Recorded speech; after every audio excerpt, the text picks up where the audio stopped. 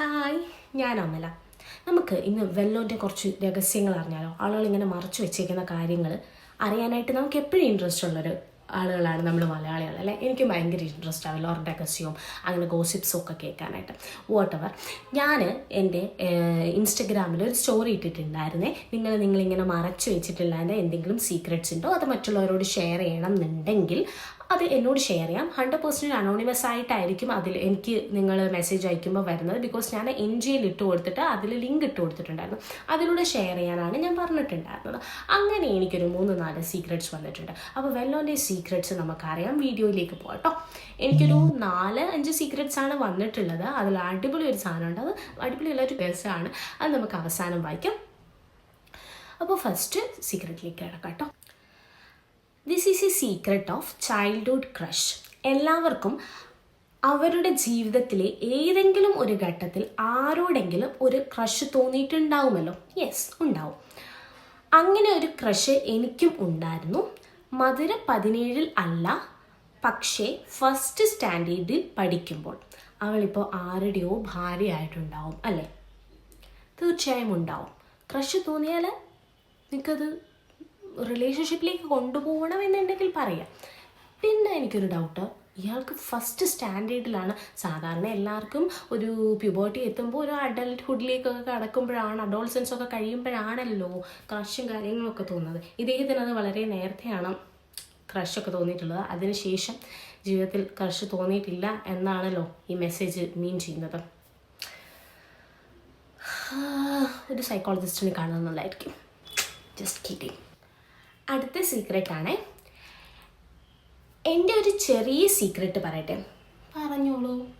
ഞാൻ കോളേജിൽ പഠിച്ചുകൊണ്ടിരുന്നപ്പോൾ so many times class cut ആക്കി സിനിമ കാണാൻ പോയി. അത് ഇതേവരെ ആയിട്ടും എൻ്റെ വീട്ടിലറിയില്ല.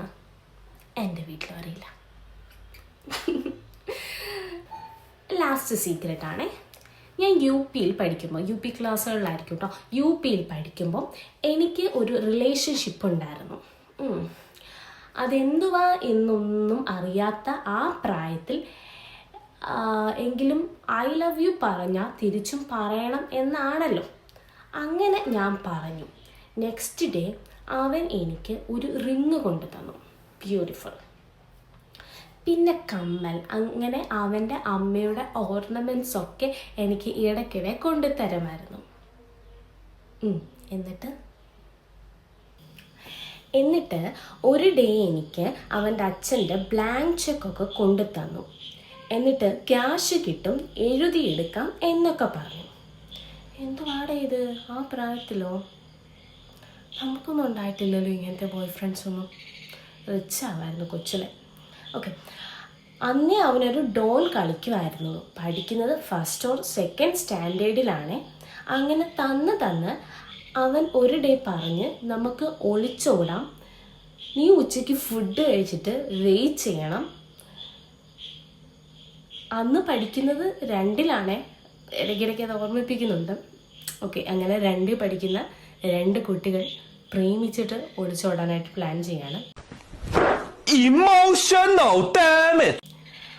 നെക്സ്റ്റ് ആയിട്ടാണ് കേട്ടോ, അടുത്തതായിട്ടാണ് മെസ്സേജ് അയച്ചിട്ടുള്ളത്. ഇത് ബാലൻസ്.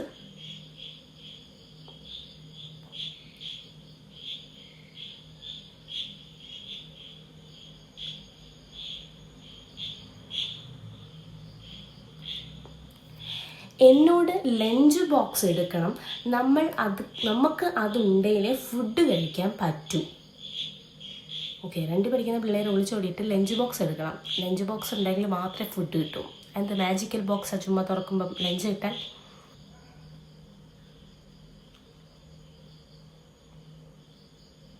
ഞാൻ ഫുഡ് കഴിച്ച് ലഞ്ച് ബ്രേക്കിൽ ലഞ്ച് ബോക്സും പിടിച്ച് സ്കൂളിൻ്റെ ഗേറ്റിൻ്റെ ഏരിയയിൽ വെയിറ്റ് ചെയ്തു.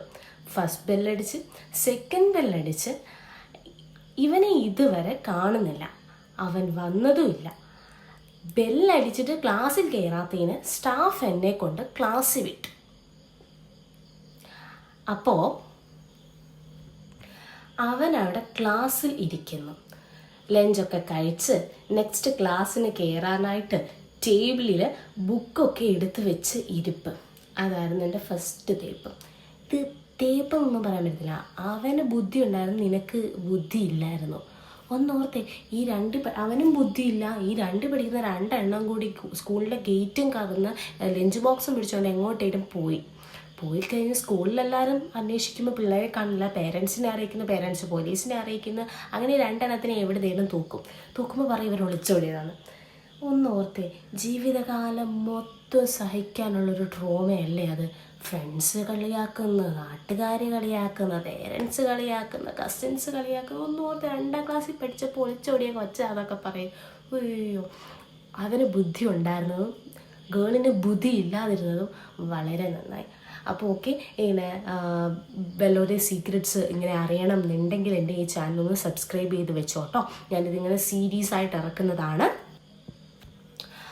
അതേപോലെ നിങ്ങളുടെ ലൈഫിൽ ഇതേപോലെ ഫണ്ണി ആയിട്ടുള്ള എന്തെങ്കിലും സീക്രറ്റ്സ്, അല്ലെങ്കിൽ നിങ്ങൾക്ക് സീരിയസ് മാറ്റേഴ്സ് ആയിക്കോട്ടെ ബാക്കിയുള്ളവരോട് ഷെയർ ചെയ്യണം എന്നുണ്ടെങ്കിൽ എൻ്റെ അടുത്ത് ഷെയർ ചെയ്യാം കേട്ടോ. നിങ്ങളുടെ ഐഡൻറ്റിറ്റി ഒന്നും പുറത്ത് പോവില്ല, അനോണിമസ് ആയിട്ട് തന്നെ ആ മെസ്സേജസ് എനിക്ക് വരത്തുള്ളൂ. ഞാനത് ഇതേപോലെ എൻ്റെ ചാനലിലൂടെ വായിക്കും. നിങ്ങൾക്ക് നിങ്ങളുടെ മനസ്സിൽ വെച്ചൊരു ഭാരം ബാക്കിയുള്ളവരോട് ഷെയർ ചെയ്തു എന്നുള്ളൊരു റിലാക്സേഷനും കിട്ടും, എനിക്കൊരു കണ്ടൻറ്റും ആവും. പിന്നെ ഇന്ന് എനിക്ക് സീക്രറ്റ്സ് അയച്ച് തന്നിട്ടുള്ള എല്ലാ ആളുകൾക്കും കുറച്ച് പേരേ ഉള്ളൂ. പിന്നെ സീക്രറ്റ്സ് അല്ലാതെ കുറച്ച് മെസ്സേജസ് അനാവശ്യമായിട്ടുള്ളതെന്ന് വന്നിട്ടുണ്ട്. I don't mind that. Okay, secrets അയച്ചവർക്ക് ഒരുപാട് നന്ദിയുണ്ട്.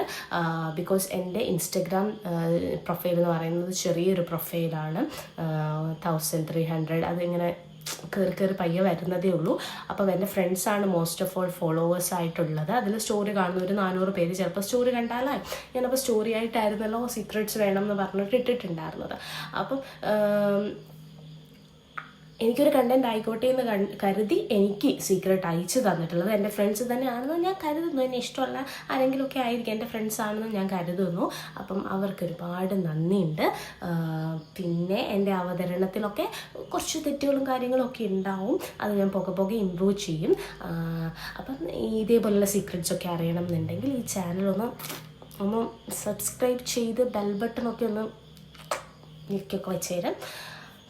Thank you. അടുത്ത ദിവസം ഇതേപോലെയുള്ള കണ്ടൻറ്റുമായിട്ട്, ഇതിലും ഇൻട്രസ്റ്റിംഗ് ആയിട്ടുള്ള സീക്രറ്റ്സുമായിട്ട് നിങ്ങളുടെ മുന്നിൽ ഞാൻ വരും. Just kidding.